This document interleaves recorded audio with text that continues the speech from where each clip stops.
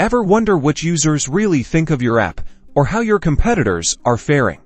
Let's unlock the secrets hidden in Google Play Store reviews by learning how to scrape that valuable data in just a minute and a half. First, choose your weapon. You'll need a scraping tool or library that can handle dynamic lead pages. Popular options include Python with libraries like Beautiful Soup and Selenium, or dedicated scraping software. For this tutorial, we will focus on demonstrating the overall steps conceptually. Next, inspect the Google Play Store page for the app you're interested in. Use your browser's developer tools, usually accessed by right-clicking and selecting Inspect, to identify the HTML elements containing the review text, star ratings, and other relevant data like usernames and dates. Now, write your script or configure your scraping tool to target those specific HTML elements. You'll need to instruct your tool to navigate through the app's review pages, extracting the data from each review element. Once the data is extracted, clean and structure. This might involve removing HTML tags,